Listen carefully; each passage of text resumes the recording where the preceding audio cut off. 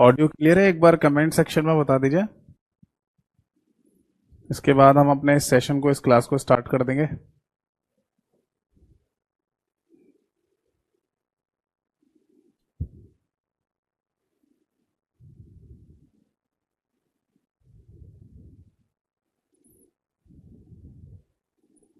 एक बार जल्दी से कमेंट सेक्शन में बता दीजिए ऑडियो क्लियर है। इसके बाद हम अपने इस सेशन को, इस क्लास को स्टार्ट कर देंगे भाई।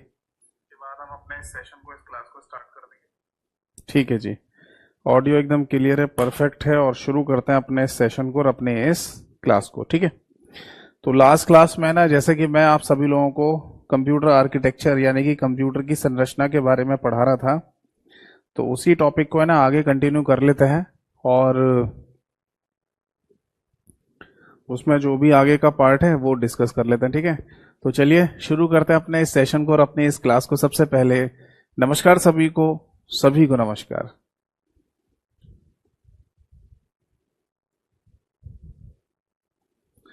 मैं डेट डाल देता हूं आज की। पहले 14 अक्टूबर 2024 ये आज की तारीख है। और हमारा जो लास्ट क्लास में ना टॉपिक या चैप्टर चल रहा था उसका नाम था कंप्यूटर आर्किटेक्चर।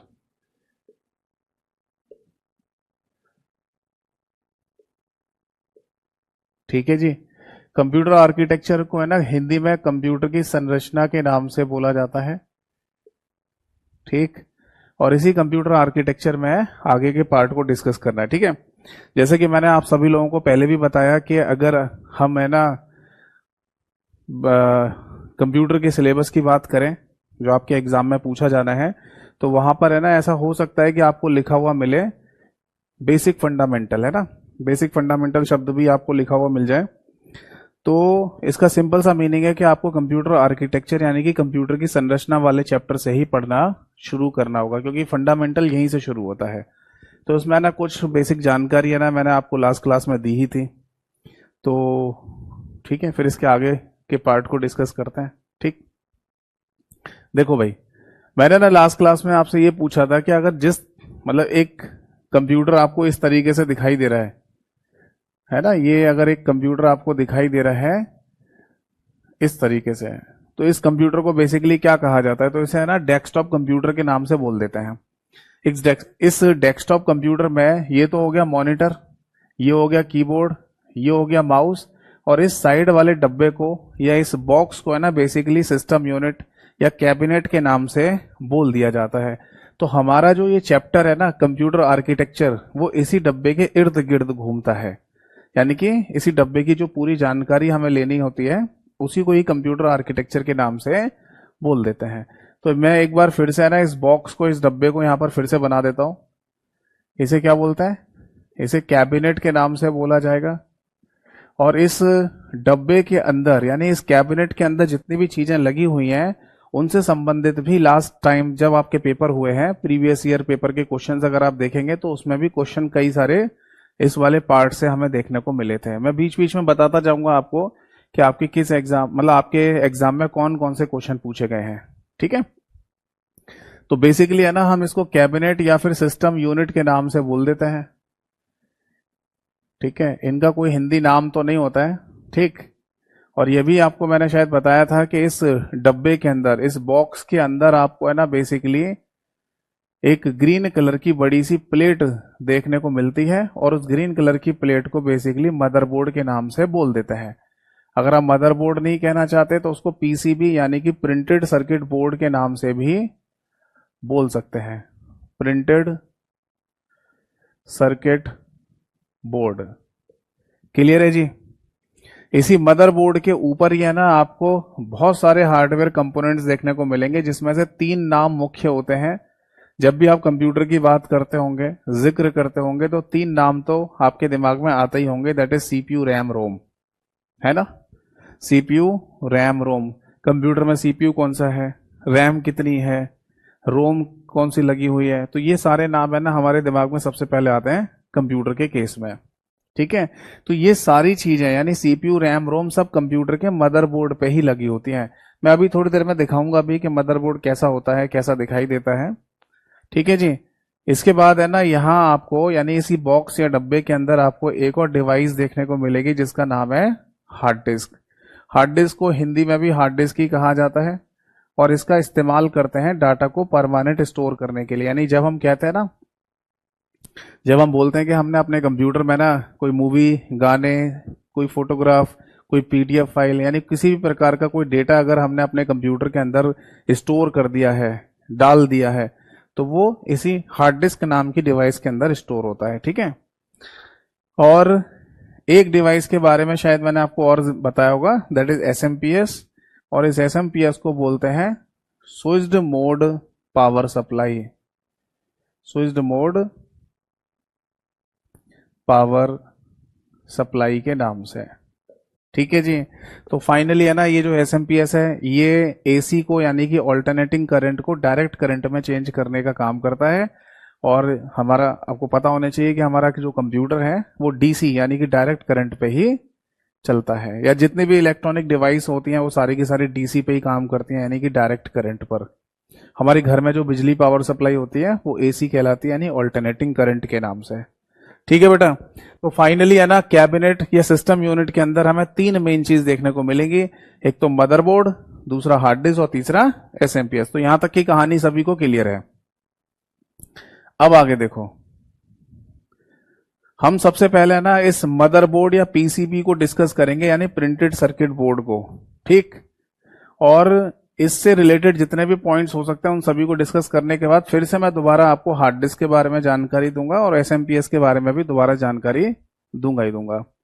देखो एक है ना छोटा सा क्वेश्चन बनाते हैं यहां पर, है ना, एक छोटा सा क्वेश्चन बना लेते हैं, रीजनिंग टाइप का क्वेश्चन बनाते हैं। जैसे अगर आपसे कभी ये कहा जाए या पूछा जाए कि ऑल मदरबोर्ड, बात यह ना कि आप देखो जितने भी एग्जाम होते हैं ना उसमें कंप्यूटर के भी क्वेश्चन लॉजिकल टाइप के पूछे जा रहे हैं, कॉन्सेप्चुअल टाइप के क्वेश्चन पूछे जा रहे हैं, स्टेटमेंट कंक्लूजन वाले क्वेश्चन पूछे जा रहे हैं कंप्यूटर में भी।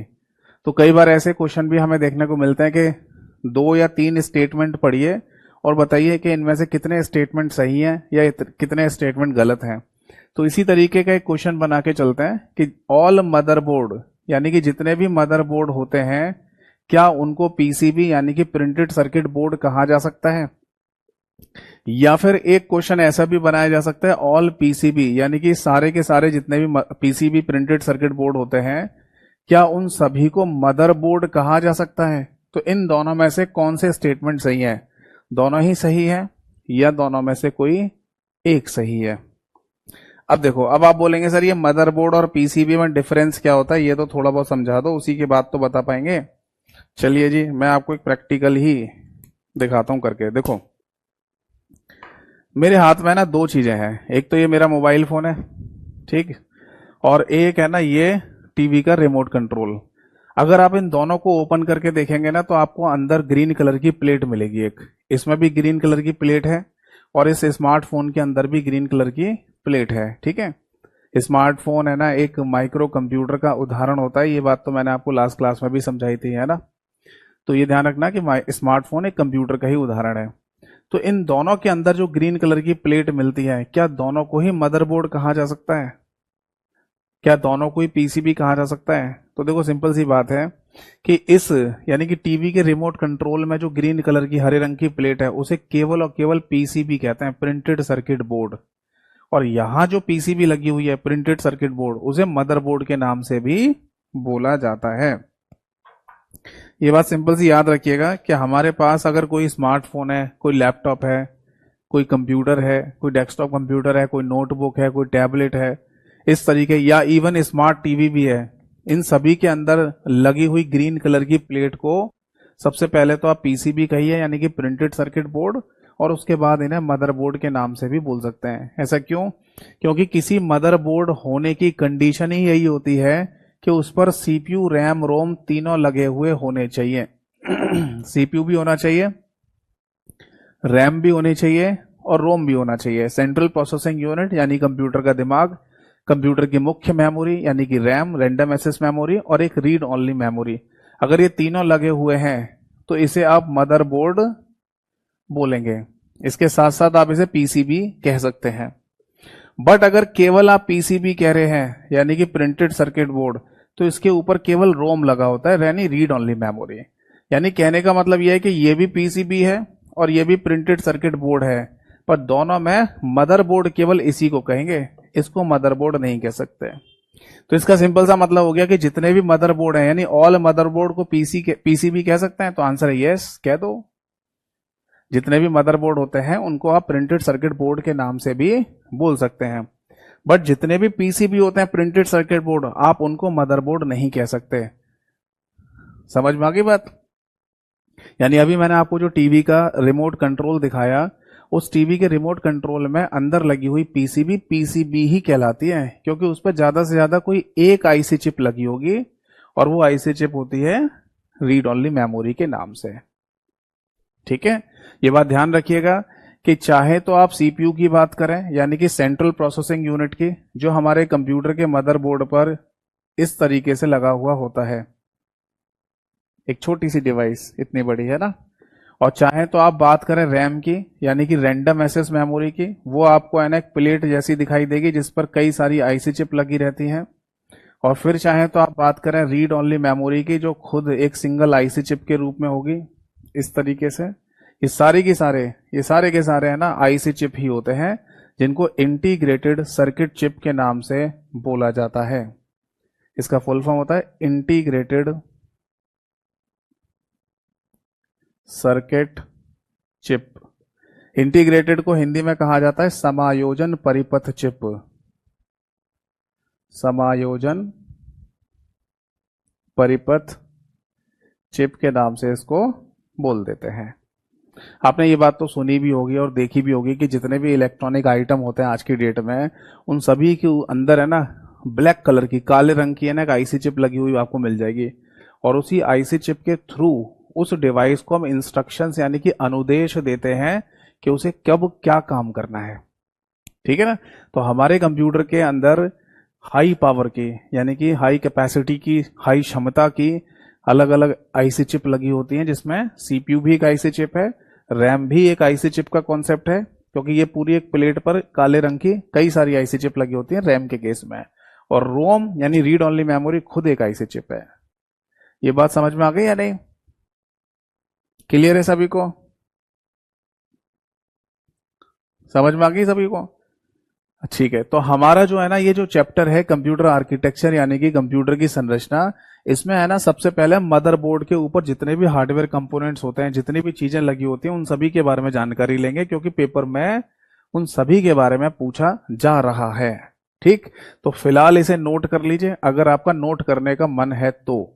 बाकी मैंने आपको पहले भी बोला है, अगर आपका नोट करने का बिल्कुल मन नहीं है तो केवल ध्यान से सुनते रहिए, केवल ध्यान से सुनते रहिए कि मैं क्या बोल रहा हूं, क्या समझा रहा हूं आपको। ये सारी चीजें आपको एज इट इज लिखी हुई मिल जाएंगी, बिल्कुल ऐसे ही लिखी हुई मिल जाएंगी एक पीडीएफ फाइल में, जिसका नाम है कंप्यूटर का आर्किटेक्चर यानी कि कंप्यूटर की संरचना, और वो आपको मेरे टेलीग्राम चैनल पर मिल जाएगी। टेलीग्राम चैनल का नाम कंप्यूटर बाय यतेंद्र सर है, मैंने आपको इंट्रोडक्शन क्लास में भी बताया था, और अगर इंट्रोडक्शन क्लास में आपने अगर नहीं देखी है तो जरूर देख लेना आप। और कंप्यूटर बाय यतेंद्र सर के नाम से है ना आपको टेलीग्राम चैनल ना मिले तो आप मुझे है ना व्हाट्सएप पर या टेलीग्राम किसी पर भी अपने बैच का नाम लिखकर मैसेज कर देना, मेरे ऑफिशियल लिंक आपके पास आ जाएंगे। टेलीग्राम और व्हाट्सएप दोनों मेरे एक ही नंबर से चलते हैं, 8448832987। चलो भाई अब आगे देखते हैं। तो फाइनली है ना हम मदरबोर्ड को पीसीबी कह सकते हैं, बट सारे के सारे पीसीबी यानी कि प्रिंटेड सर्किट बोर्ड मदरबोर्ड नहीं होते हैं, ये बात हमें दिमाग में रखनी है। तो इस मदरबोर्ड के ऊपर है ना ढेर सारे हार्डवेयर कंपोनेंट्स लगे होते हैं, उन ढेर सारे हार्डवेयर कंपोनेंट के बारे में अभी जानकारी लेंगे। ठीक है भाई, ठीक है, इसको हिंदी में हार्डवेयर घटक के नाम से बोल सकते हैं। कौन कौन से हार्डवेयर घटक है ना यहाँ पर लगे होते हैं उनकी चर्चा करते हैं। देखो भाई, तो अब मैं ना आपको स्क्रीन पर कंप्यूटर के मदरबोर्ड की फोटो दिखाने जा रहा हूँ, और उस फोटो में जितने भी हार्डवेयर घटक होते हैं उन सभी के नाम आपको दिखाता हूँ। एक बार देख लीजिए, फिर एक एक करके सभी को डिस्कस करेंगे। देखो आपको है ना एक फोटो दिखाई दे रही है, इस फोटो को ध्यान से देखिए, गौर से देखिए इस फोटो को, और जितने भी नाम लिखे हुए हैं ना यहाँ पर, इन सभी के बारे में एक बार नाम पढ़ लो, फिर मैं ना आगे आपको एक एक करके समझाऊंगा, ठीक है। आप चिंता मत कीजिए, जो बच्चे लिख रहे हैं ना कि रैम रोम सर समझा दो एक बार फिर से, आपको है ना क्लियरली समझ में आ जाएगा, आप धीरे धीरे आगे बढ़िए। अभी फिलहाल जैसे जैसे मैं समझाता जा रहा हूँ, बताता जा रहा हूँ आपको, उसे ध्यान में रखिए।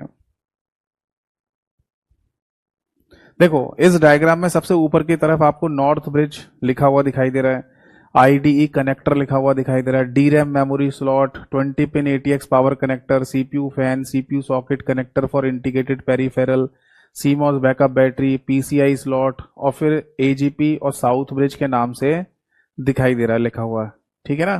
तो ये है हमारे कंप्यूटर का मदरबोर्ड। जब आप किसी कंप्यूटर को खोल के देखेंगे ना, तो आपको इसी तरीके की प्लेट दिखाई देगी। जनरली ये होती है हरे रंग की, बट आपको ब्लू यानी नीले रंग की और ब्लैक यानी काले रंग की भी मिल सकती है, ठीक है। तो ज्यादातर केस में ये ग्रीन यानी हरे रंग की ही देखने को मिलेगी, ठीक है भाई। तो एक बार इस डायग्राम को ढंग से देख लीजिए, और एक एक करके सभी चीजों के बारे में बताता हूं आपको।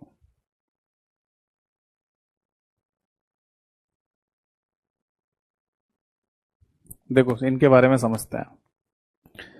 तो कंप्यूटर के मदरबोर्ड पर हमको है ना इतने सारे हार्डवेयर कंपोनेंट्स देखने को मिलते हैं, हार्डवेयर घटक देखने को मिलते हैं, है ना।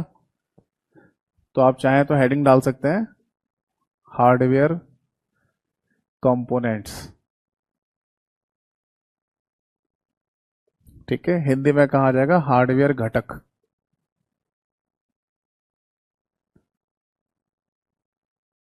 ठीक। अब देखो यहां है ना, हमें सबसे पहले इस डायग्राम में एक नाम लिखा हुआ दिखाई दे रहा है, और वो है north bridge with heat sink के नाम से। अब इसका मीनिंग क्या है वो मैं आपको समझाता हूं। देखो ये जो हमारे कंप्यूटर का मदरबोर्ड है ना, इसको बेसिकली दो भागों में बांटकर देखा जा रहा होता है, बट ऐसा नहीं है कि इसके दो हिस्से हो रहे होते हैं। आप इसे ऐसे मत समझिएगा कि दो हिस्से हैं जिनको जोड़कर है ना एक प्लेट बनाई गई होगी, या इसको तोड़कर है ना हम दो हिस्सों में ब्रेक कर लें, ऐसा नहीं है। ये पूरी की पूरी एक ही प्लेट होती है, और इसी प्लेट को मदरबोर्ड के नाम से बोला जाता है। और इसी के है ना बेसिकली दो पार्ट कंसीडर किए जाते हैं, एक तो नीचे वाला पार्ट और एक ऊपर वाला पार्ट, ठीक है ना। एक बच्चे ने ये कमेंट लिखा है कि सर ये ग्रीन कलर की ही क्यों होती है ज्यादातर केस में। अच्छा ठीक है, ये भी बता देता हूं मैं आप सभी लोगों को। देखो ग्रीन कलर यानी हरे रंग का जो कॉन्सेप्ट है ना यहाँ पर, वो दो वजह से है। आप जब इस मदरबोर्ड को देखेंगे ना, या किसी भी पीसीबी को देखेंगे, तो इस पर आपको टेढ़ी मेढ़ी सी लाइनें है ना बनी हुई दिखाई देंगी। आप चाहें तो आज ही अपने टीवी का रिमोट कंट्रोल खोल के देखना, तो उसमें जो पीसीबी लगी हुई है उसमें आपको टेढ़ी मेढ़ी लाइनें आते जाते हुए या बनी हुई दिखाई देंगी। वो बेसिकली बसेस कहलाती हैं।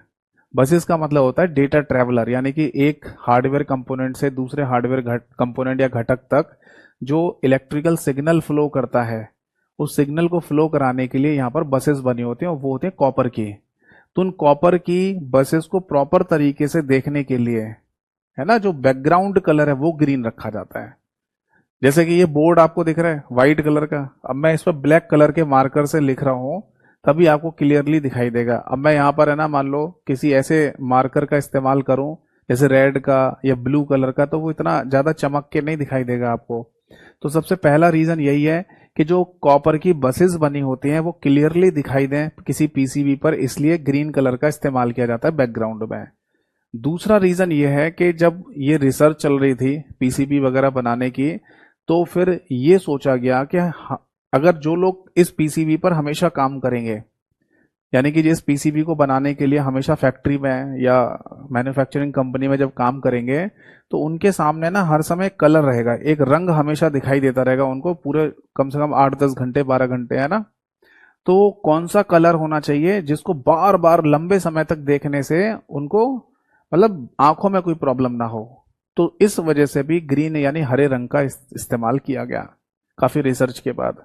तो बेसिकली दो रीजन हमें देखने को मिलते हैं किसी भी पीसीबी या मदरबोर्ड के हरे रंग के होने के। पहला रीजन तो यह है कि कॉपर की जो बसेस बनी हुई हैं, जिनको डेटा ट्रैवलर भी कहा जाता है मदरबोर्ड के ऊपर, वो प्रॉपर तरीके से दिखाई दें, और दूसरा जो लोग इन पीसीबी पर काम करते हैं उनकी आंखों पर कोई प्रभाव ना पड़े। तो बेसिकली है ना, देखो ये मदरबोर्ड आपको दो हिस्सों में दिखाई दे रहा है, एक नीचे वाला पार्ट और एक ऊपर वाला पार्ट, ठीक है। तो नीचे वाले पार्ट को है ना नॉर्थ ब्रिज के नाम से बोला जाता है, और नॉर्थ ब्रिज का सिंपल सा मतलब है सीपीयू की साइड वाला भाग, सीपीयू की साइड वाला भाग, यानी कि जिस तरफ सीपीयू यानी कि सेंट्रल प्रोसेसिंग यूनिट लगी हुई है उसी भाग को है ना हम नॉर्थ ब्रिज के नाम से बोल देते हैं। ठीक है जी, बताओ बात समझ में आ गई या नहीं। तो अगर मैं आपको बता दूं कि सीपीयू यानी कि सेंट्रल प्रोसेसिंग यूनिट की अगर हम बात करें, तो सेंट्रल प्रोसेसिंग यूनिट नीचे वाले पार्ट में लगी होती है, जो आपको डायग्राम में छोटा सा ग्रीन वाइट कलर का एरिया दिखाई दे रहा होगा, उसी के बीचों बीच में ना सीपीयू यानी कि सेंट्रल प्रोसेसिंग यूनिट को लगाया जाता है। अब दूसरा क्वेश्चन है ना यहाँ पर यह पूछा जा सकता है कि नॉर्थ ब्रिज को और किस नाम से बोला जाता है, तो इसको होस्ट ब्रिज के नाम से भी बोल देते हैं। ठीक, अब इसका मीनिंग क्या है, देखो होस्ट ब्रिज का मतलब ये होता है, जैसे अगर किसी भी हम पार्टी की अगर बात करें या किसी है ना मीटिंग की बात करें, तो उसमें भी ये शब्द इस्तेमाल में लाया जाता है, होस्ट कौन है, यानी इसका पूरा ऑर्गेनाइजर कौन है, कौन इसे है ना मीटिंग को या किसी पार्टी को ऑर्गेनाइज करने वाला है प्रॉपर तरीके से, तो उसे होस्ट कह देते हैं। ठीक है ना। तो इसी तरीके से हमारे पूरे कंप्यूटर का होस्ट कौन है, तो आंसर है कंप्यूटर का दिमाग, जिसे सीपीयू कहा जाता है, सेंट्रल प्रोसेसिंग यूनिट। तो वो जिस साइड में लगा हुआ है इसी वजह से उसे होस्ट ब्रिज के नाम से बोल दिया जाता है। ठीक, अब आगे है ना आप देख रहे होंगे नॉर्थ ब्रिज के आगे ब्रैकेट में एक शब्द और लिखा हुआ है हीट सिंक। ये क्या चीज है भाई, हीट सिंक टेक्नोलॉजी लिखा हुआ है ना, या हीट सिंक शब्द लिखा हुआ है, इसका कोई हिंदी नाम नहीं होता। तो हीट सिंक का बस बेसिकली मतलब ये है, या आप चाहें तो टेक्नोलॉजी ऐसे लिख लो, यानी हीट सिंक नाम की जो तकनीक है उसके बारे में ना हमें बेसिकली पता होना चाहिए ये क्या होती है। देखो हीट सिंक बेसिकली वो टेक्नोलॉजी या तकनीक है जिसकी वजह से हम पूरे कंप्यूटर के मदरबोर्ड पर हीट को एक ही जगह पर केंद्रित नहीं होने देते, एक ही जगह पर केंद्रित नहीं होने देते। इसका क्या मीनिंग है भाई, आपको याद है बचपन में एक प्रैक्टिकल आपने करके देखा होगा, किसी पेपर या कागज को है ना आप कड़क कड़क धूप में है ना, चाहे तो रोड पर चाहे छत पर आप डाल दीजिए, और आप नोटिस करते होंगे कि वो पूरे दिन कड़कती धूप पड़ रही हो, बहुत गर्मी हो, तब भी उस कागज में आग नहीं लगती है, वो जैसा है वैसे ही पड़ा रहता है, चाहे सड़क पर और चाहे वो छत पर। बट अगर आप एक लेंस लेके आए, ठीक है, मैग्नीफाइंग लेंस टाइप का जो होता है, उसे अगर आप लेके आए और सूर्य की जो गर्मी है, रोशनी है, उसको केंद्रित करते हुए कागज के एक पर्टिकुलर पॉइंट पर डालना शुरू कर दीजिए आप, तो आपने नोटिस किया होगा कि वहां कागज बहुत ज्यादा गर्म होना शुरू हो जाएगा और अचानक से उसमें आग लगना शुरू हो जाती है। इसका क्या मीनिंग निकला, इसका मीनिंग ये निकला कि अगर ऊष्मा को एक ही जगह पर केंद्रित रहने दिया जाए तो वहां पर वो ज्यादा नुकसान पहुंचाएगी एज कंपेयर टू वो इक्वली डिस्ट्रीब्यूट होती रहे, यानी कागज के ऊपर वही हीट पूरे कागज पर एक जैसी पड़ती रहे तो उस कागज को कोई नुकसान नहीं है, वो झेल रहा है उसको। बट अगर गर्मी को या उस हीट को एक ही जगह पर सेंट्रलाइज कर दिया जाए तो नुकसान पहुंचा देगा, है नहीं। तो उसी तरीके से कंप्यूटर इंजीनियर्स ने दिमाग लगाया कि एक काम करते हैं, हम कोई ऐसी टेक्नोलॉजी डेवलप करते हैं जिससे कंप्यूटर के मदरबोर्ड पर ना हीट जो प्रोड्यूस होगी उसको फैला दिया जाएगा, एक ही जगह पर जनरेट नहीं होने देंगे। तो इसी टेक्नोलॉजी को बेसिकली हीट सिंक टेक्नोलॉजी के नाम से बोला जाता है। पहले तो है ना जितने भी कंप्यूटर्स हुआ करते थे आपको याद होगा कि है ना बिना एसी के, यानी जहां पर ठंडक नहीं है वहां तो चला ही नहीं सकते थे, खराब हो जाते थे, उनके आईसी चिप खराब हो जाते थे, उनके हार्डवेयर कंपोनेंट्स खराब हो जाते थे। पर आज की डेट में आपने ये बात नहीं सुनी होगी कि जहां पर कंप्यूटर आप चला रहे हैं वहां पर एसी होना जरूरी है, नहीं सुनी ना।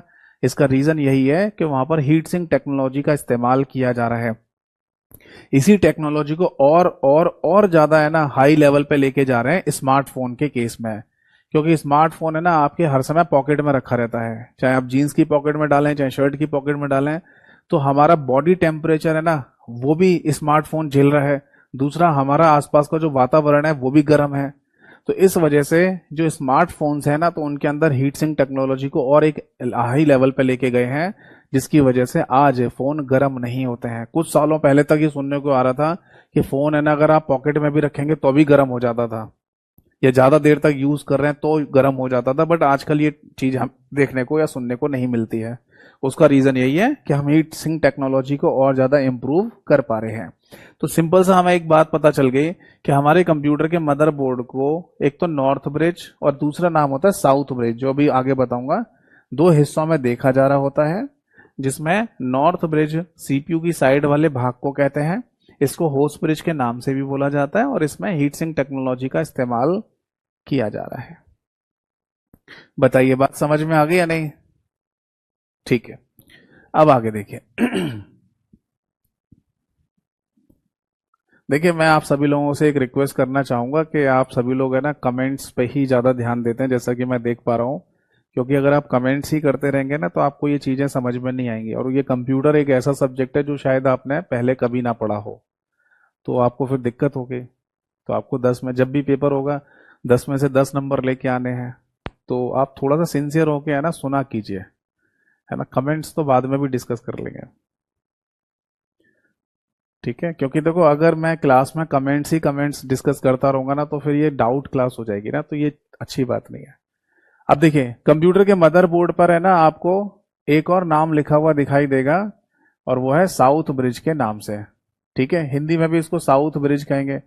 कंप्यूटर की जो टर्मिनोलॉजी है ना उसमें ज्यादातर जितने भी नाम हैं वो सारे के सारे अंग्रेजी और हिंदी दोनों भाषाओं में सेम ही रहते हैं। जैसे कि साउथ ब्रिज को साउथ ब्रिज ही कहेंगे, अब ऐसा नहीं बोलेंगे इसको कि दक्षिण पुल, क्योंकि साउथ का हिंदी हो गया दक्षिण या दक्षिणी, और ब्रिज का मतलब पुल, तो ऐसा कोई नाम नहीं होता इनका, ठीक। अब ये क्या है, तो देखो कंप्यूटर के मदरबोर्ड को मैंने बोला कि दो हिस्सों में देखा जा रहा होता है, जिसमें एक साइड को साउथ ब्रिज भी कहते हैं। मुझे ये बताइए कि हमारे कंप्यूटर के साथ है ना कीबोर्ड या माउस जैसी डिवाइसेस कनेक्टेड होती हैं? हाँ होती हैं। कीबोर्ड और माउस से ही तो हम अपने कंप्यूटर में डाटा अंदर देते हैं, इसीलिए कीबोर्ड और माउस जैसी डिवाइसेस को इनपुट डिवाइस नाम दिया जाता है, जिसको हिंदी में आगत युक्तियां कहते हैं। हमारे कंप्यूटर के साथ मॉनिटर और प्रिंटर जैसी डिवाइसेस कनेक्ट होती हैं? हाँ होती हैं। मॉनिटर और प्रिंटर जैसी डिवाइसेस से हमें आउटपुट मिलता है, इसलिए उनको आउटपुट डिवाइसेस कहा जाता है, जिसे हिंदी में निर्गत युक्तियां कहते हैं। और ये जितने भी इनपुट डिवाइसेस हैं इनके कनेक्शन है ना हमारे कंप्यूटर के मदरबोर्ड पर भी होते हैं, क्योंकि सीधी सी बात है, जो भी डाटा आप कीबोर्ड या इन माउस से देंगे वो कंप्यूटर के अंदर जाएगा ना, तो अंदर कहाँ पहुंचता है? इसी प्लेट पर पहुंचेगा, जिसे मदरबोर्ड कहते हैं। तो जिस साइड में इनपुट और आउटपुट डिवाइसेस के कनेक्शंस होते हैं उसी को कहते हैं साउथ ब्रिज। तो बेसिकली सबसे पहला पॉइंट तो ये आता है, input output devices,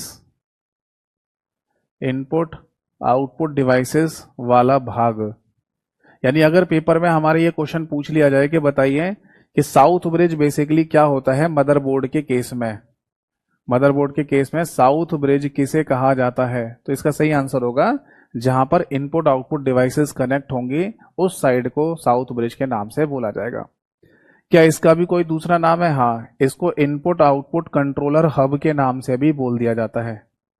input output controller hub ये भी बोल देते हैं, ठीक है। तो बस यही दो पॉइंट याद रखने हैं आपको कि इनपुट आउटपुट डिवाइसेस जैसे कि कीबोर्ड, माउस, मॉनिटर, प्रिंटर जिस तरफ हमारे कंप्यूटर के मदरबोर्ड पर जुड़े हुए हैं उसी को साउथ ब्रिज के नाम से बोल देते हैं, ठीक है। अब देखो एक तीसरा नाम और लिखा हुआ है मदरबोर्ड के डायग्राम पर, IDE कनेक्टर। तो इसे मैं समझाने के लिए इस डायग्राम को यहां से थोड़ी देर के लिए हटा देता हूं, फिर आपको क्लियरली समझाता हूं इसके बारे में।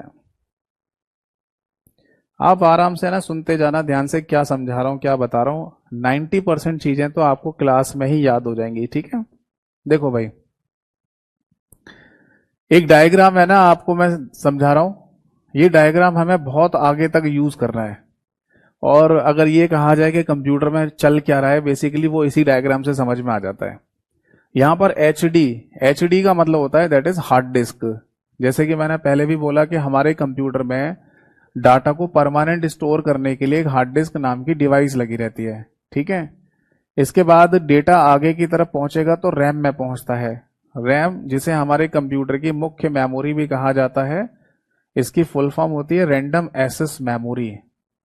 रैंडम एक्सेस मेमोरी ये हमारे कंप्यूटर की मुख्य मेमोरी कहलाती है। बट क्यों ये मुख्य मेमोरी इसलिए कहलाती है क्योंकि ये हमारे कंप्यूटर का जो दिमाग है यानी कि CPU इसी को डाटा प्रोवाइड करती है। अगर कभी पेपर में ये क्वेश्चन भी पूछ लिया जाए कि सीपीयू डायरेक्टली डेटा कहां से उठाता है या सीपीयू को डायरेक्टली डेटा कहां से मिलता है, तो आंसर होगा रैम यानी कि रैंडम एक्सेस मेमोरी। ठीक है जी। अब देखो एक बच्चे हैं, कौन है, अंकिता सिंह, वो क्या पूछ रही हैं, सर हब क्या होता है। अरे मेरे चाचा नेहरू,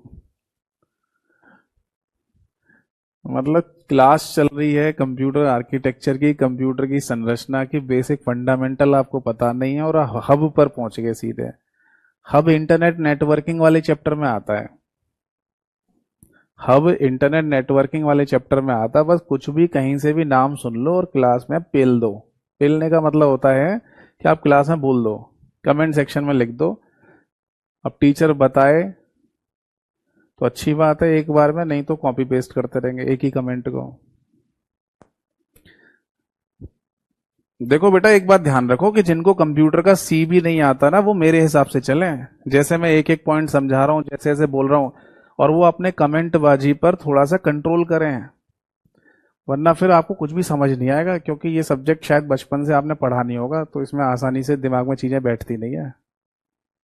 आप है ना मेरे यूट्यूब चैनल पे जाना, मैं अपनी तारीफ नहीं कर रहा, ऐसे ही बता रहा हूँ आप सभी लोगों के लिए।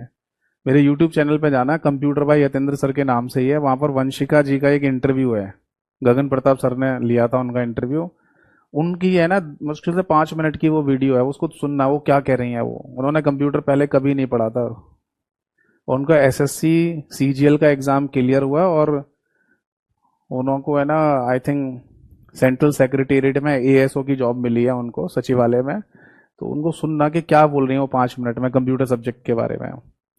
तो है ना बिल्कुल आप लोग है ना ये मत सोचो कि है ना हम कमेंट बाजी करते रहेंगे और उसी से सारी डाउट क्लियर होंगे, ऐसा नहीं होगा। इसमें समझ में नहीं आता, ये आसानी से पल्ले नहीं पड़ता। ज्यादातर लोगों के 10 में से दो तीन 4 क्वेश्चन ही ठीक हो पाते हैं, बाकी तो समझ में नहीं आता क्या पूछ रहा है वो पेपर में। तो 10 में से 10 नंबर अगर लाना है तो थोड़ा सा है ना, आप सभी लोगों से रिक्वेस्ट है कि थोड़े कमेंट कम करा करो और ध्यान से सुनिए क्या बता रहा हूं। देखो मैंने आपको बोला कि हमारे कंप्यूटर में सारा डेटा कंप्यूटर की हार्ड डिस्क नाम की डिवाइस में स्टोर रहता है। जब हम कहते हैं ना कि हमने अपने कंप्यूटर में ये फाइल डाल दी है, वो फाइल डाल दी है, वो सब यहाँ होती है। इसके बाद डाटा आगे की तरफ जाएगा तो रैम में, यानी रैंडम एक्सेस मेमोरी, जिसे कंप्यूटर की मुख्य मेमोरी कहते हैं। अब क्यों? क्योंकि यही डाटा भेजती है सीपीयू को, सेंट्रल प्रोसेसिंग यूनिट को, कंप्यूटर के दिमाग को। ये उसी तरीके से समझ लो जैसे हमारे घर में डैडी होते हैं, हमारे पिताजी, उनको तो आप मान लो सीपीयू, और हमारी जो माता जी हैं वो है रैम, यानी कि रैंडम एक्सेस मेमोरी। अब सपोज दैट कि हम है ना अपने पिताजी से, मान लो हम अपने पिताजी से बहुत हेजिटेट होते हैं, हम बात नहीं कर पाते उनसे, अपनी कोई बात बता नहीं पाते, यानी कि हमारा कोई डायरेक्ट कम्युनिकेशन लिंक नहीं है पिताजी के साथ, मान लो डरते हैं, तो हम किसको बोल सकते हैं? हम हर बात माता जी के थ्रू ही बोलेंगे। तो बस आप ऐसे समझ लीजिए कि सीपीयू के साथ डायरेक्ट कनेक्शन केवल रैम का होता है, और कोई भी मेमोरी, किसी भी तरीके के हार्डवेयर से हम सीपीयू को डायरेक्टली डाटा नहीं दे सकते।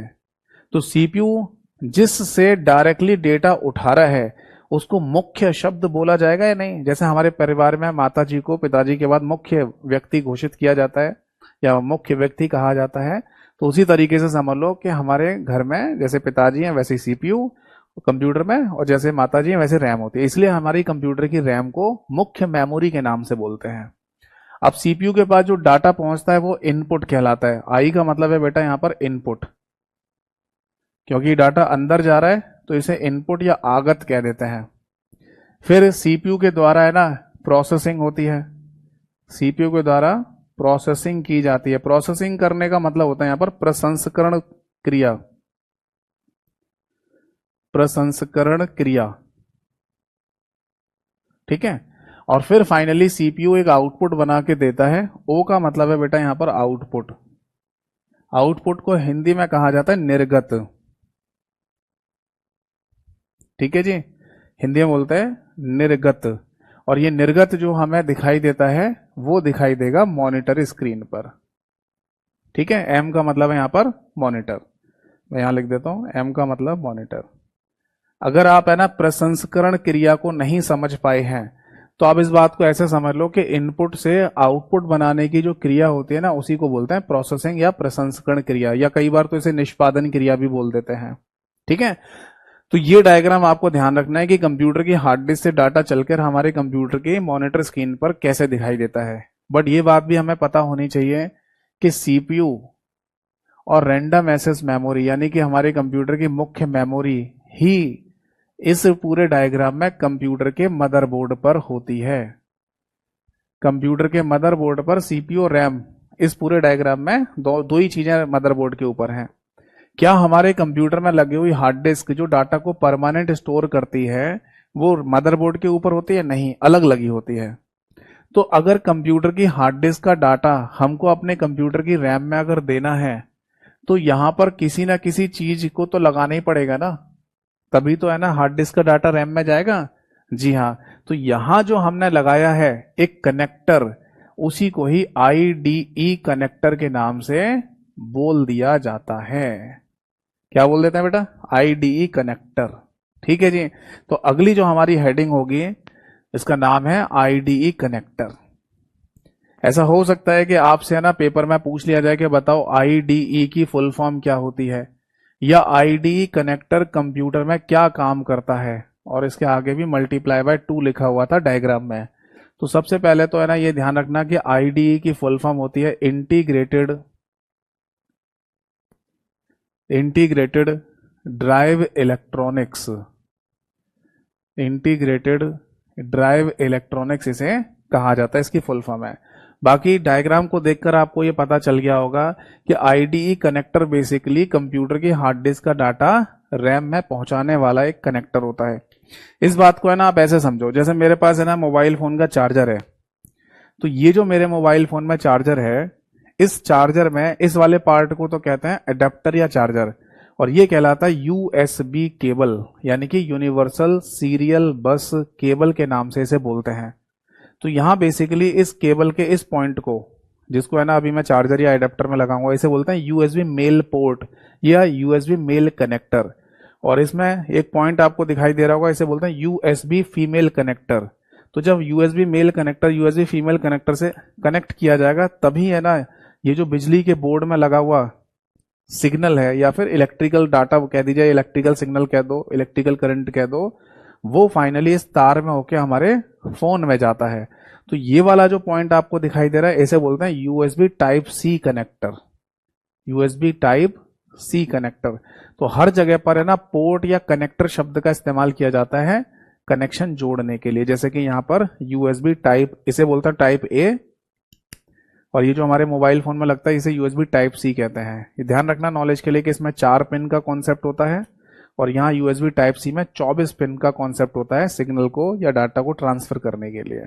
ठीक है ना।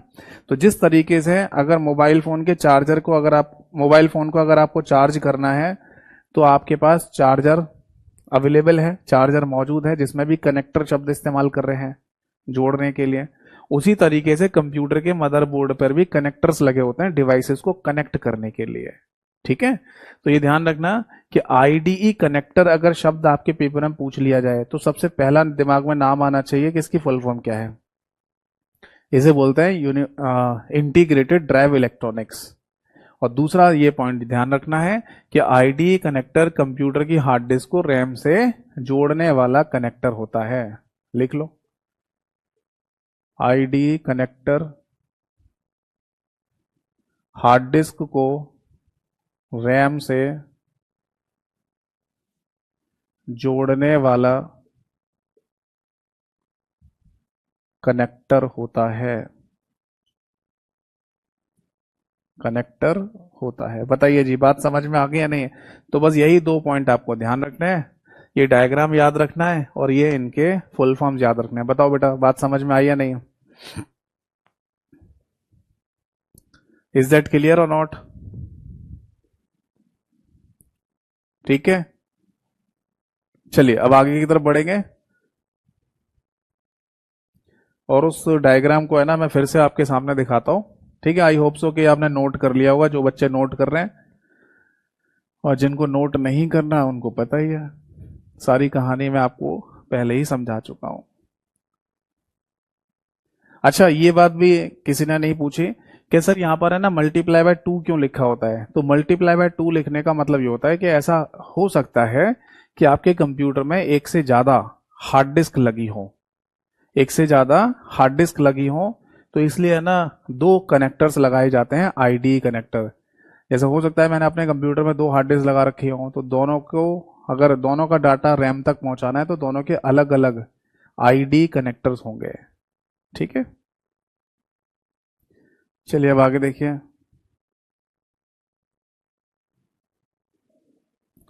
नेक्स्ट पॉइंट पढ़िए क्या लिखा हुआ मदरबोर्ड के डायग्राम पर। अब नेक्स्ट लिखा हुआ डी रैम मेमोरी स्लॉट और उसके आगे भी मल्टीप्लाई बाय 2 लिखा हुआ है, तो हेडिंग डालिए डी रैम मेमोरी स्लॉट और आगे लिखा हुआ है बेटा मल्टीप्लाई बाय 2। अब क्या मीनिंग है इसका समझाता हूं।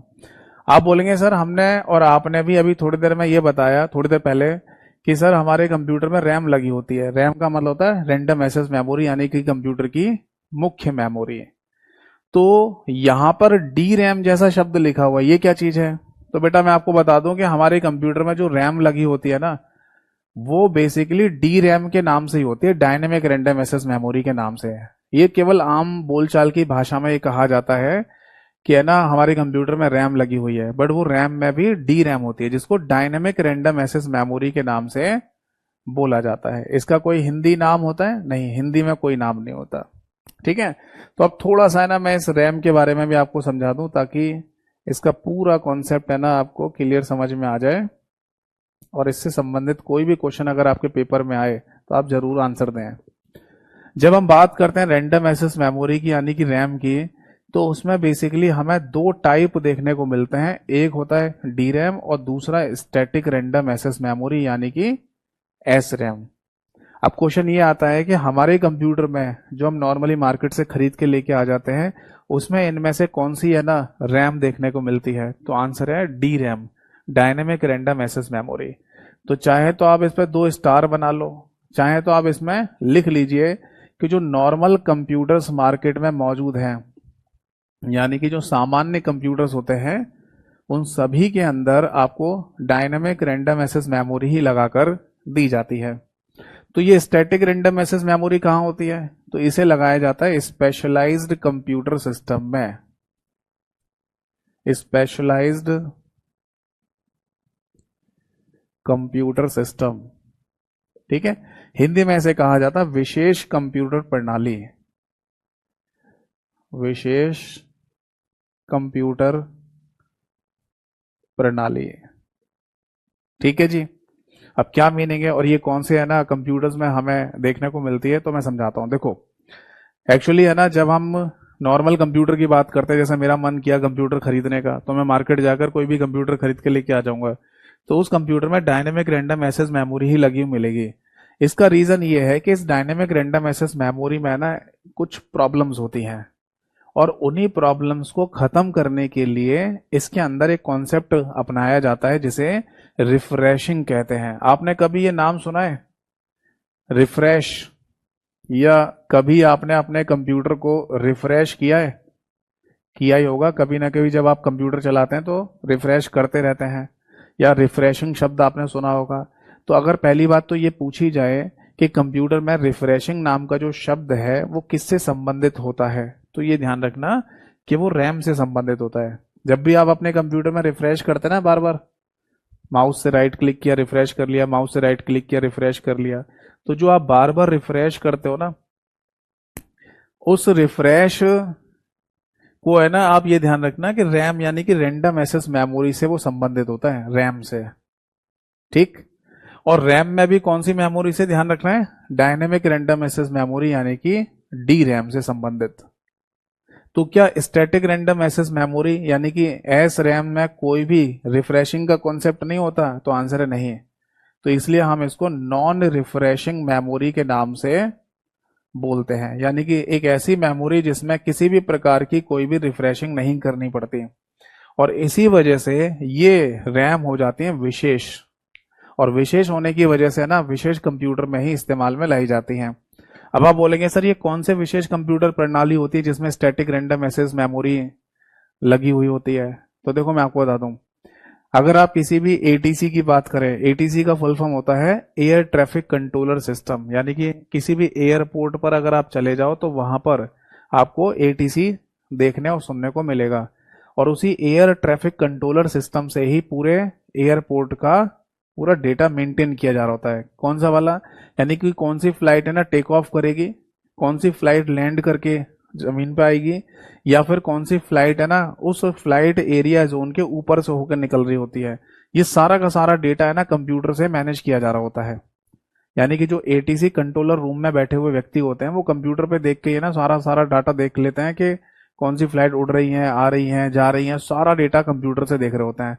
बट सपोज दैट कि अगर मान लो वहां कंप्यूटर सही से रिस्पॉन्ड ना करे, बीच बीच में कुछ हैंग हो रहे हैं, या मान लो आप कोई माउस से क्लिक करके कोई टास्क परफॉर्म कर रहे हैं और उस समय वो खुल ना रहा हो, बंद ना हो रहा हो, इस तरीके की अगर प्रॉब्लम आपको उन कंप्यूटर्स में देखने को मिलेंगी तो वहां पर बहुत बड़ी जन हानि हो सकती है और माल की तो हानि हो ही जाएगी, यानी कि पैसों की बर्बादी होगी, कोई भी नुकसान हो गया और इंसान की जान भी जा सकती है। तो ऐसी जगह पर रिस्क नहीं ले सकते, तो वहां पर विशेष कंप्यूटर सेटअप किए जाते हैं जिनमें एक विशेष रैम लगाई जाती है जिसे स्टैटिक रैंडम एक्सेस मेमोरी के नाम से बोला जाता है। ठीक है, अब ये एक विशेष रूप से एक विशेष कॉन्सेप्ट से बनाई गई है, इसलिए इसकी कॉस्ट हो जाती है महंगी। तो मार्केट में मिलने वाले जो नॉर्मल कंप्यूटर्स होता है ना तो उनमें ये लगाकर नहीं दी जाती। दूसरी बात ये भी है ना कि जो कंप्यूटर इस्तेमाल करते हैं अगर उनमें बीच में कोई प्रॉब्लम आ भी जाए तो ऐसा हमारा बहुत बड़ा काम नहीं रुक जाता है। ठीक है ना, और वैसे भी टेक्नोलॉजी इंप्रूव हो रही है तो ये चीजें अब कम से कम देखने को मिलती हैं। ठीक है, बट अगर मान लो बीच में कोई हमारा कंप्यूटर रिस्पॉन्ड नहीं कर रहा या बीच में हैंग हो रहा है या मान लो है ना कुछ प्रॉब्लम क्रिएट कर रहा है तो उस वजह से है ना हमारा बहुत ज्यादा नुकसान थोड़ी हो जाता है कि हम मान लो किसी एप्लीकेशन को ओपन कर रहे हैं वो ओपन नहीं हो रही तो हमारा लाखों करोड़ों रुपए का नुकसान हो गया। ऐसा होता है कभी? नहीं ना। तो या फिर इस बात को ऐसे समझ लो कि हम अपने कंप्यूटर को बंद कर रहे हैं वो बंद नहीं हो रहा, या किसी हमने कंप्यूटर ऑन किया और किसी एप्लीकेशन को ओपन करना चाह रहे हैं वो ओपन नहीं हो रही है, तो इस वजह से हमारा बहुत बड़ा नुकसान नहीं है, थोड़ी सी देर वेट कर लेंगे। तो जो थोड़ी सी देर हम वेट करते हैं ना उसी को ही बोलते हैं रिफ्रेशिंग करना। हमारे कंप्यूटर के अंदर भी ऑटोमेटिकली रिफ्रेशिंग का कॉन्सेप्ट होता है अगर हम रिफ्रेश खुद से ना करें तो। समझ में आया? अगर मैं खुद से रिफ्रेश ना करूं कंप्यूटर को, जिसके लिए माउस से राइट क्लिक किया जाता है या आप है ना कीबोर्ड से फंक्शन की F5 को भी दबा सकते हैं रिफ्रेश करने के लिए, तो ये ना किया जाए तो भी कंप्यूटर अंदर अंदर रिफ्रेश हो रहा होता है। तो अंदर ही अंदर क्या चीज रिफ्रेश हो रही है? D RAM, dynamic random access memory. तो पहले तो दिमाग में ये ले आना, अब आगे से कभी भी ये नहीं बोलना कि हमारा कंप्यूटर रिफ्रेश हो रहा है, बोलिए हमारे कंप्यूटर की रैम रिफ्रेश हो रही है, और रैम में भी कौन सी? डायनेमिक रैंडम एक्सेस मेमोरी है। ठीक है ना। बहुत सारे लोग तो ऐसे ही बोल देते हैं, है ना, बहुत सारे लोग तो ऐसे ही बोल देते हैं कि कंप्यूटर रिफ्रेश हो रहा है जिससे है ना मतलब कंप्यूटर प्रॉपर तरीके से काम करेगा, या हमें बार बार रिफ्रेश करना चाहिए जिससे प्रॉपर तरीके से काम करेगा। तो एक बात और दिमाग में रख लीजिए, आप एक बात और दिमाग में रख लीजिए कि अगर है ना आपको कभी भी कोई प्रॉब्लम दिखाई नहीं दे रही है, आपको अगर कोई भी प्रॉब्लम फेस नहीं कर रहे हैं आप अपने कंप्यूटर में, तो आपको रिफ्रेश करने की जरूरत भी नहीं है, क्योंकि जितनी रिफ्रेशिंग की आवश्यकता कंप्यूटर को होती है वो अपने आप ही इंटरनल यानी कि आंतरिक रूप से कर लेता है। तो ये पॉइंट आपको ध्यान रखना है। एक बार फिर से रिवाइज करा देता हूं बेटा। सबसे पहली बात रैंडम एक्सेस मेमोरी, ठीक है, उसमें भी दो रैम आएंगी, डी रैम और S RAM, static random access memory और dynamic random access memory. Dynamic वाली नॉर्मल साधारण कंप्यूटर में लगी होती है और स्टैटिक रैंडम एक्सेस मेमोरी विशेष कंप्यूटर प्रणाली में लगाई जाती है। और ये दो पॉइंट और याद रखने कि कंप्यूटर में रिफ्रेशिंग शब्द अगर पूछा जाए तो वो डायनेमिक रैम से संबंधित है, और स्टैटिक रैंडम एक्सेस मेमोरी में किसी भी प्रकार की कोई भी रिफ्रेशिंग नहीं करनी पड़ती है। बताओ जी, समझ में आ गई बात या नहीं?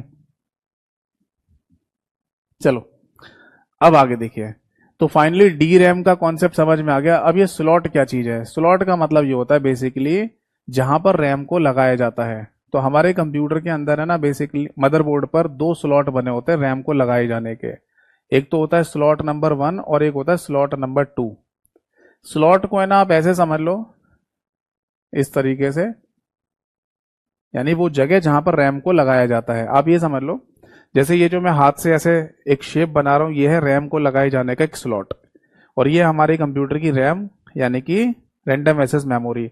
जब मैं ना इस रैम को यहां पर लगाता हूं तो इसे फाइनली एक कनेक्टर्स होते हैं, उनको ऐसे दबाना पड़ता है, और तब जाके फाइनली क्या होगा, वो रैम अपनी जगह पर प्लेस हो जाती है या रख जाती है, और फिर अपने मतलब कंप्यूटर में काम करती रहती है। तो हमारे कंप्यूटर के मदरबोर्ड पर ना बेसिकली दो स्लॉट बने होते हैं रैम को लगाए जाने के। आप बोलेंगे सर दो क्यों बनाए गए हैं, एक एक नहीं दे सकते थे और एक से काम नहीं चल सकता था? तो बेटा मैं आपको बता दूं, इसके पीछे भी एक छोटा एक लॉजिक है। जब ये कहा जाए ना कि आपके कंप्यूटर में 1 GB की रैम लगी हुई है, 1 GB तो समझते हैं ना, आज के समय में आज के टाइम में जीबी शब्द है ना बहुत कॉमन से ही शब्द है, जिसको गीगाबाइट कहा जाता है। जैसे है ना, आज अगर आप इंटरनेट रिचार्ज कराते हैं तो भी आपने सुना होगा कि 1.5 GB डाटा मिला है पर डे। तो जीबी शब्द का मतलब है गीगाबाइट। तो अगर आप कभी ये सुने कि हमारे कंप्यूटर में ना 1 GB की रैम लगी हुई है, 2 GB की रैम लगी हुई है ना, या 4 GB की रैम लगी हुई है, या 8 GB की रैम लगी हुई है, या आने वाले समय में आपको 16 GB की रैम मिल जाएगी, इस तरीके से जो नंबर्स आपको देखने को मिलते हैं, ये नंबर कंप्यूटर में आते कहाँ से हैं, और यही नंबर का है ना इस्तेमाल क्यों होता है कंप्यूटर में भाई? तो बेसिकली आपको ये बात पता होनी चाहिए कि हमारे कंप्यूटर का जो कॉन्सेप्ट है ना, वो बाइनरी के कॉन्सेप्ट पर आधारित है, और बाइनरी यानी 0 1 के कॉन्सेप्ट पर आधारित होने की वजह से यहाँ जितनी भी पावर इस्तेमाल में लाई जाएगी वो सब 2 की पावर n की फॉर्म में लिखी जाएगी। जैसे मैथमेटिक्स में या गणित में जो भी आप काम करते हैं, जो भी आप क्वेश्चंस करते हैं, वो सारे डेसिमल नंबर्स होते हैं, है ना, और उन डेसिमल नंबर्स के लिए आपको मैथमेटिक्स में जो पावर्स की परमिशन दी जाती है वो 10⁻n यानी 10 की घात n के रूप में लिखने को मिलती है। अब यहाँ पर हमें केवल दो ही चॉइसेस मिलती हैं किसी भी नंबर को लिखने के लिए, या तो 0 या फिर 1। तो इसीलिए यहाँ जो पावर हम इस्तेमाल करेंगे वो होगी 2 की पावर n। अब 2 की पावर n की वजह n में हम वैल्यू पुट करते हैं, जैसे कि 2 की पावर 0, यहाँ 2 की पावर 1, यहाँ 2 की पावर 2, यहाँ 2 की पावर 3, या 2 की पावर 4 और एंड सो ऑन।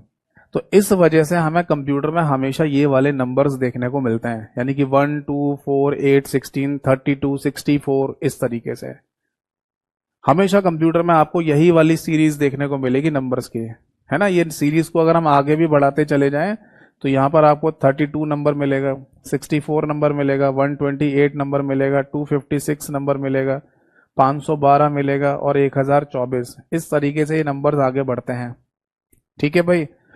तो कभी अगर आप ऐसा सुने कि हमारे कंप्यूटर में 4 GB की रैम लगी हुई है, ठीक है जी, वो नंबर यहाँ पर मौजूद है। हमारे कंप्यूटर में 8 GB की रैम लगी हुई है, यहाँ पर ये नंबर मौजूद है। हमारे कंप्यूटर में 1 GB की रैम लगी हुई है, ये नंबर मौजूद है। बट अगर कभी आपने ऐसा सुना कि हमारे कंप्यूटर में 6 GB की रैम लगी हुई है, तो 6 नंबर या 6 नंबर तो इस सीरीज में होता ही नहीं है। इस पूरी सीरीज में तो 6 नंबर है ही नहीं।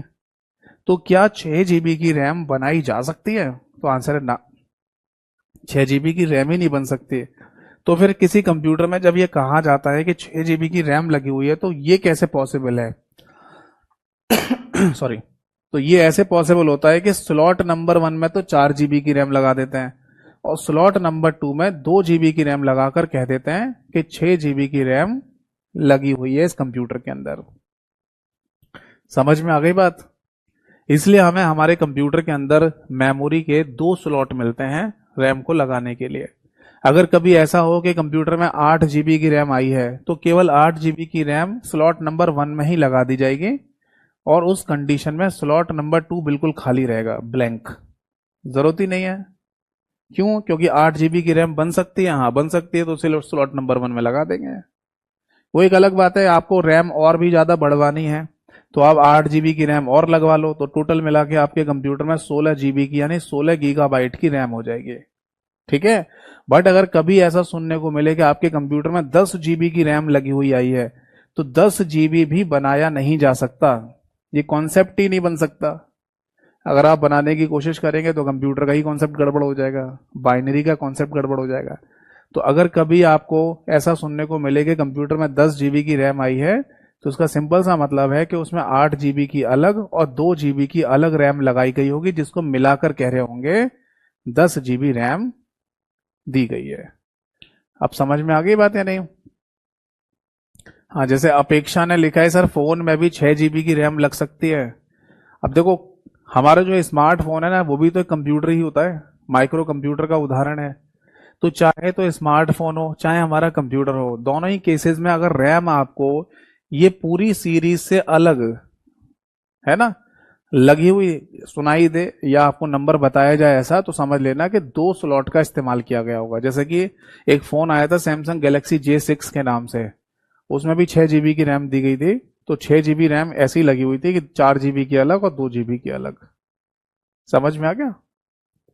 और आपने देखा ही होगा, ये तो रैम का केस मैंने आपको बताया, वरना तो है ना पूरे ही कंप्यूटर में है ना आपको यही वाले नंबर्स देखने को मिलते होंगे। जैसे कि अगर आप कोई पेन ड्राइव खरीदते हैं तो वो आपको 64 GB की, 128 GB की ऐसी मिलती होगी। या अगर आप अपने फ़ोन की इंटरनल मेमोरी की बात करें तो उसमें 128 GB की इंटरनल मेमोरी, 256 GB की इंटरनल मेमोरी ऐसे सुनने को मिलता होगा। तो यानी कंप्यूटर का कोई भी हार्डवेयर डिवाइस बना लो, कोई भी कॉन्सेप्ट बना लो, वो आपको है ना इसी सीरीज में ही देखने को मिलेगा। इससे अलग नंबर आपको देखने को मिले तो समझ जाना जोड़ जाड़ की गई होगी वहां पर। ठीक है जी। तो अब एक लास्ट पॉइंट और समझ लेते हैं, इसके बाद आज की सेशन को और आज की क्लास को समाप्त करेंगे। और किसी का कोई डाउट होगा वो भी मैं ले लूंगा, ठीक है। अब एक इंपॉर्टेंट क्वेश्चन ये आता है कि सर कंप्यूटर के मदरबोर्ड पर केवल 2 ही स्लॉट हो सकते हैं मैक्सिमम? तो आंसर है नहीं, मैक्सिमम 2 नहीं होते, मैक्सिमम ज्यादा होता है। ये मिनिमम स्लॉट होते हैं 2, और जो कि हमारे कंप्यूटर में होते हैं। जबकि मैक्सिमम स्लॉट्स की अगर हम बात करें, स्लॉट्स तो ये हो सकते हैं मल्टीप्लाई बाय 30, यानी 32 स्लॉट्स हो सकते हैं। अब आप बोलेंगे सर एक ही मदरबोर्ड पर रैम क्यों 32 स्लॉट, मतलब 32 रैम लगाई जा सकती हैं? हाँ, तो ये होता है सर्वर कंप्यूटर के केस में। जैसे गूगल का सर्वर कंप्यूटर है ना, यूट्यूब का सर्वर कंप्यूटर, फेसबुक का सर्वर कंप्यूटर, इन सर्वर कंप्यूटर्स पे जो रैम लगी होती है एक एक मदरबोर्ड पर, वो 32 रैम हो सकती है। तो मिनिमम 2 स्लॉट और मैक्सिमम 32 स्लॉट्स हो सकते हैं रैम को लगाए जाने के। ठीक है भाई, आई होप सो, मैं आशा करता हूं कि आपको जो मैंने आज की जानकारी दी आज की क्लास में वो आपको क्लियरली समझ में आई होगी। ठीक है, अब कोई डाउट है तो फटाफट पूछ लीजिए। आज की क्लास यहीं पे समाप्त होती है, कल नेक्स्ट क्लास में इसके आगे के पार्ट को समझाऊंगा। ठीक है। एक बच्चे ने लिखा है सर हमें रिकॉर्डेड क्लास क्यों नहीं मिलती? रिकॉर्डेड क्लास मिलती, आप देख नहीं पा रहे होंगे। आप अपने बैच में अंदर जाकर एक ऑप्शन आता है, आई थिंक लेफ्ट साइड में ही है वो क्लासेस का, उस पर जब क्लास करेंगे ना तो सारे सब्जेक्ट्स के नाम आते हैं। तो वहां पर आप है ना किसी भी क्लास को देख सकते हैं, पिछली क्लासेस को। एक बच्चे ने फिर पूछा है सर क्लास नोट्स वगैरह। बेटा जो बच्चे पूछ रहे हैं ना क्लास नोट्स और पीडीएफ के बारे में, वो केवल और केवल फर्स्ट इंट्रोडक्शन क्लास को जरूर देखें, आपको सारी बात पता चल जाएगी, जरूर देखिए। वहां पर PNG, PDF, MCQ practice, chapter PDF सब आपको पता चल जाएगा। सब लोग इंट्रोडक्शन क्लास को पूरा देखें। सर क्या फोन में भी रैम बढ़वा सकते हैं? देखो वो डिपेंड करता है कि पॉसिबिलिटी है या नहीं। एक्चुअली कंप्यूटर के मदरबोर्ड पे भी डिपेंड करता है कि वहां रैम को आगे बढ़ाए जाने की पॉसिबिलिटी है या नहीं। दूसरी बात, ये बात ध्यान रखना, एक बच्चे ने पूछा रैम को बढ़ा सकते हैं नहीं, ये सीपीयू पे भी डिपेंड करता है। सीपीयू और रैम क्या ना कॉम्बिनेशंस होता है। ऐसा नहीं है कि आप सीपीयू बहुत ज्यादा पावरफुल लगा ले और रैम कम डाटा स्टोर करती हो, तो ऐसा भी नहीं हो सकता। या मान लो सीपीयू कम पावर का है और रैम ज्यादा डाटा स्टोर करने वाली है, तो ऐसा भी नहीं हो सकता। यानी कि रैम और सीपीयू की तुलना होती है लगाई जाने की कंप्यूटर में या स्मार्टफोन में, तो उस बात पे भी डिपेंड करता है। एक बच्चे ने लिखा है इनपुट आउटपुट डिवाइसेस को दिखा दो। दिखा दूंगा, मुझे कोई इशू नहीं है, आगे कभी क्लास में आपको दिखा दूंगा। वरना तो आप है ना सिंपल सा है, आप पूरे दिन भर है ना यूट्यूब वगैरह इंस्टाग्राम चलाते होंगे, आप भी देख सकते हो इन चीजों को। तो आखिरकार नौकरी तो आपको ही चाहिए ना, आपको ही तो शरीर पे वर्दी चाहिए, नहीं चाहिए दिल्ली पुलिस की। तो थोड़ा बहुत इन शब्दों के बारे में गूगल पे आप भी देख सकते हो। बट ये बात ध्यान रखना कि आपके पेपर में ना कोई भी प्रैक्टिकल क्वेश्चन नहीं आएगा। यानी आपके पेपर में कभी भी ऐसा नहीं पूछा जाएगा कि बताओ ये चित्र को देखकर बताइए कि ये कंप्यूटर में कौन सी डिवाइस होती है। नहीं, आप थ्योरेटिकली आएगा तो थ्योरेटिकल ज्यादा समझो, ये ज्यादा सही है।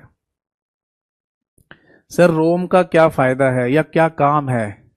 अच्छा, रीड ओनली मेमोरी हमारे कंप्यूटर के मदरबोर्ड पर लगी होती है, जिसके अंदर बेसिकली एक बायोस नाम का प्रोग्राम होता है। बस फिलहाल इतना जान लीजिए, क्योंकि इसी मदरबोर्ड पर ही आपको रोम की जानकारी मिल जाएगी आने वाली क्लास में। ठीक है। और एक बच्चा ने लिखा है रोम बढ़ सकती है या नहीं। रोम को बढ़ाने की जरूरत ही नहीं होती है। जो रीड ओनली मेमोरी हमारे कंप्यूटर के मदरबोर्ड पर लगी होती है, उसमें एक प्रोग्राम डाला जाता है मैन्युफैक्चरिंग कंपनी के द्वारा, जिसने कंप्यूटर बनाया है, उसे बोलते हैं BIOS, basic input output system. आगे बताऊंगा आपको। सर मल्टीप्लाई बाय 2 क्या है, फिर से बता दीजिए एक बार। मैंने मल्टीप्लाई बाय 2 ये लिखा था कि रैम को लगाए जाने की जो स्लॉट होते हैं, जहां पर रैम लगती है मदरबोर्ड पर, वो 2 होते हैं हमारे कंप्यूटर में। और उसका लॉजिक पूरा समझा ही दिया आपको। बाकी मिनिमम 2 हो सकते हैं, मैक्सिमम 32 हो सकते हैं, जो सर्वर कंप्यूटर्स के मदरबोर्ड पर लगाए जाते हैं। और बताइए। सर डायग्राम बनाने हैं? नहीं, क्यों नहीं बनाने, डायग्राम बना बना के तो आप समझना है, वो थोड़ी लिखवाऊंगा मैं आपको। चलो बच्चों लिखो, कंप्यूटर एक इलेक्ट्रॉनिक डिवाइस है, कंप्यूटर का काम जोड़ना घटाना होता है, कंप्यूटर से पिक्चर देख सकते हैं, कंप्यूटर से गाने सुन सकते हैं, कंप्यूटर से इंटरनेट, ये थोड़ी क्वेश्चन पेपर में आता है, ये थोड़ी लिखना है हमको।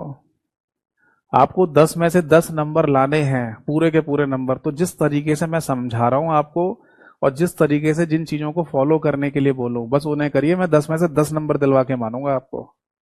ठीक है।